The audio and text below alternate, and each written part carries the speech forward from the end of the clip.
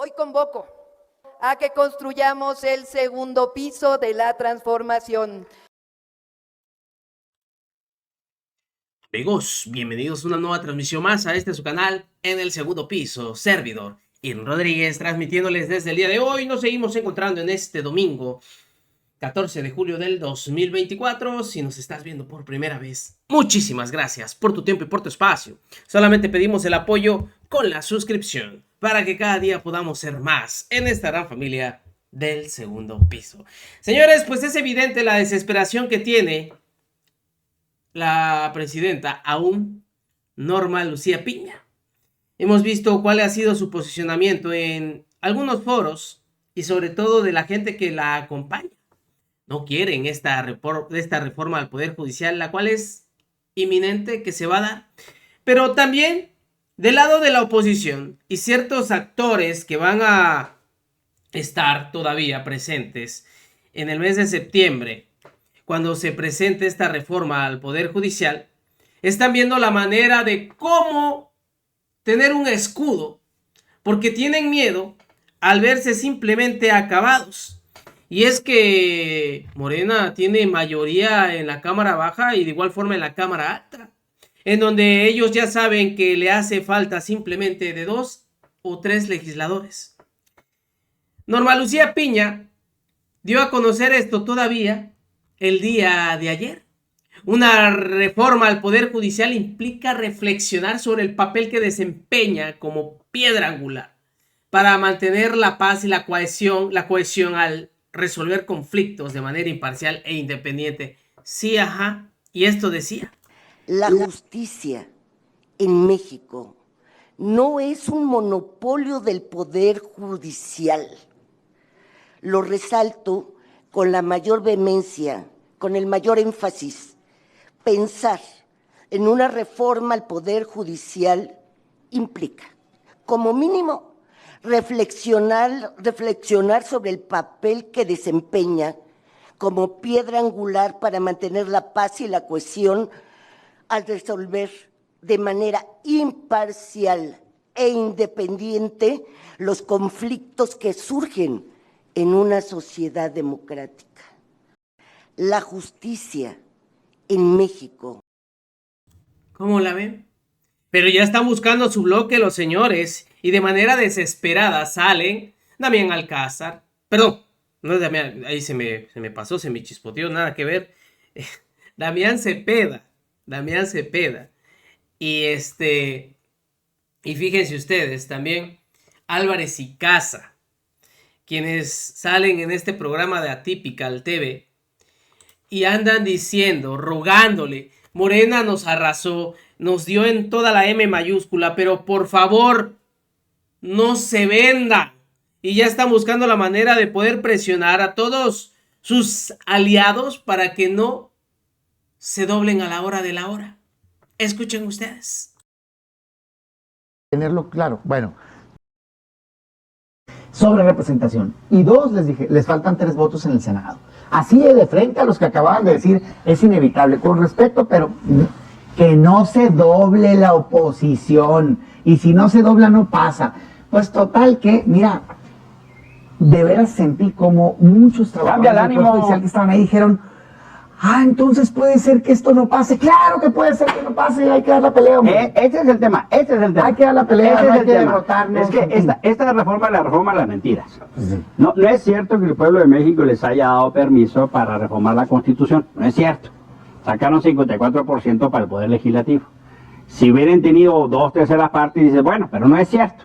Entonces la primera cosa es, no tienen permiso. El hecho que hayan las urnas dado un mandato de continuidad al gobierno es distinto a que el pueblo de México haya dicho que pueden cambiar la Constitución por sí solos. Son 2 cosas. Esa es primera mentira.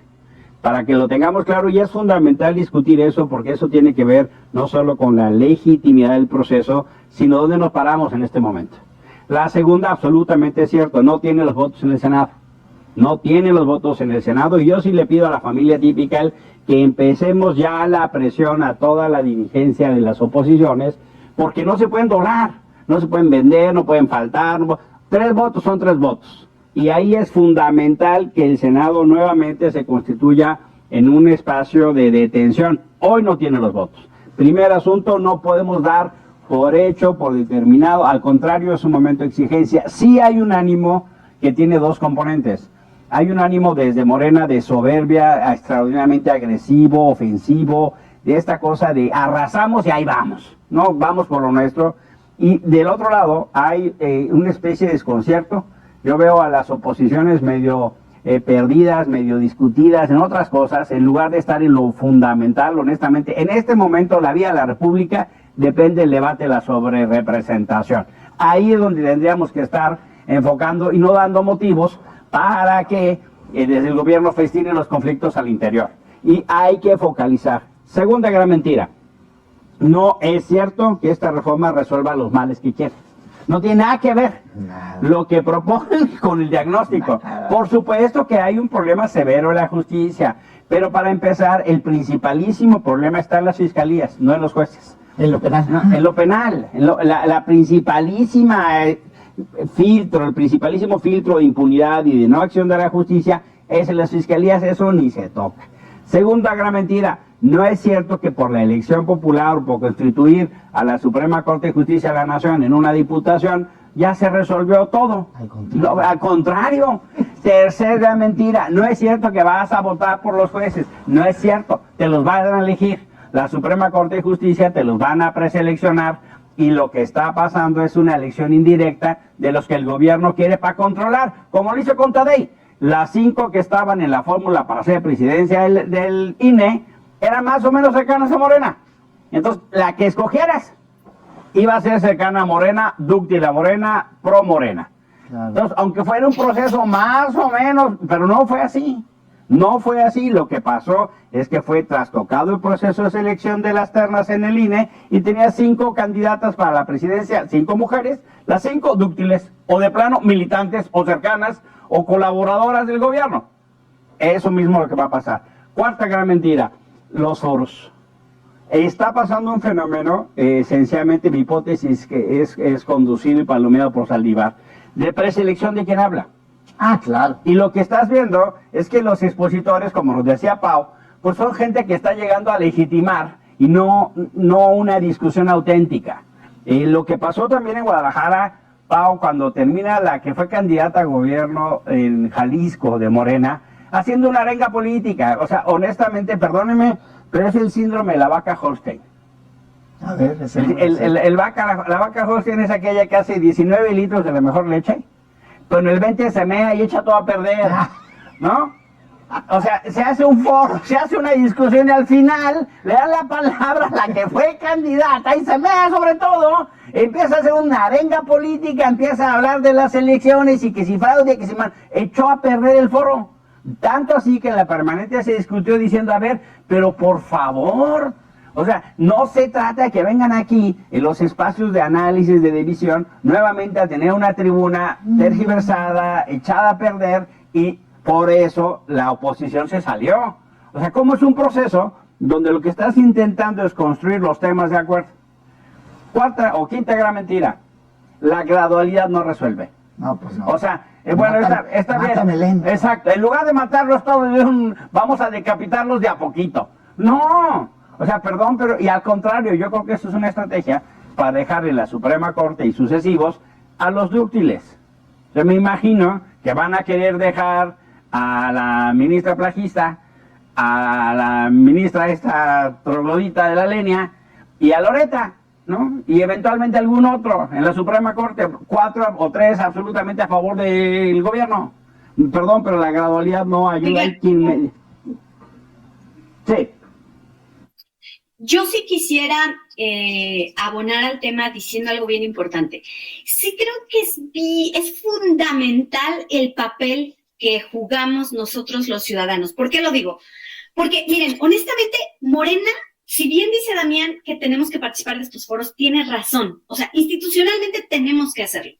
Aun cuando sabemos que todo es una simulación, aun cuando sabemos cuál va a ser la conclusión. Y la conclusión va a ser, bueno, muchísimas gracias, qué bueno que opinaron esto, pero la reforma va en los términos en los que la planteó el presidente. Bueno, Pero ¿qué es lo que tenemos que hacer los ciudadanos, la oposición, los partidos políticos, los diputados, los senadores? A ver, hay algo que ellos están haciendo. Ellos no están yendo a socializar esta reforma a los foros. Morena está yendo a las plazas públicas a montar una mesita con flyers, con panfletos, en donde le dice a la gente que quieren acabar con la corrupción en el Poder Judicial y que por eso el presidente propuso que la ciudadanía elija a los jueces y magistrados. Esa es la parte que no estamos haciendo nosotros. Miren, ayer, por ejemplo, tuve una reunión, creo que bastante productiva, con un grupo de líderes vecinales de uno de los distritos de aquí de Zapopan, a quien, por cierto, les mando muchos saludos, a Ernest Lafón, a Olivia Valencia, a Alicia Maldonado, a Marichuy Pérez y a Emilia Reynoso, y a ellos les platicaba justamente este tema de la reforma. Y les pedía que teníamos que desdoblarnos con los ciudadanos para poder atacar ese discurso, esa retórica, ese discurso de la mentira, estas 5 mentiras de las que tú hablas, Emilio, que me parecen muy puntuales, para poder desenmascarar qué es esta reforma al Poder Judicial. Porque si nos quedamos en la discusión en los foros, a ellos no les importan los foros. Nos están haciendo perder el tiempo y nosotros no podemos permitir perder el tiempo solamente. Tenemos que desdoblarnos. Por eso creo que es muy importante que en un canal como este, que con toda la familia de Atypical, nos ayuden a poder transmitir el mensaje de qué es esta reforma al Poder Judicial, de por qué tenemos que estar en contra justamente de esta parte que es la elección de jueces, magistrados y ministros, para poder desdoblar el discurso y no quedarnos solo en el foro de aire acondicionado que solo transmiten y sacan un par de notas y pues nos llevan a puros expositores a modo. Coincido en una parte contigo, Paulina, y en otra tengo una opinión, digamos, complementaria. Yo sí creo que la gran diferencia de Morena versus los otros partidos políticos es que se han salido de la burbuja que significa X o redes, o en fin, que sé que es muy importante, pero no está ahí todo México. Y ellos sí, en muchos temas, han logrado bajar a las colonias. Yo estoy de acuerdísimo con eso.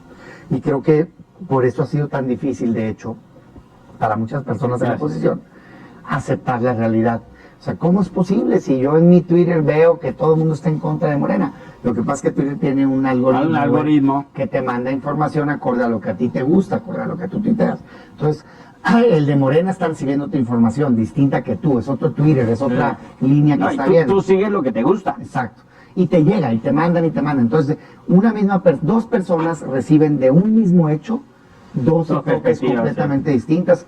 Hay un documental en Netflix muy interesante de eso. Se llama... En fin, básicamente lo que dicen son exfuncionarios de distintas empresas Facebook, de Twitter, que dicen es que se está alejando la sociedad.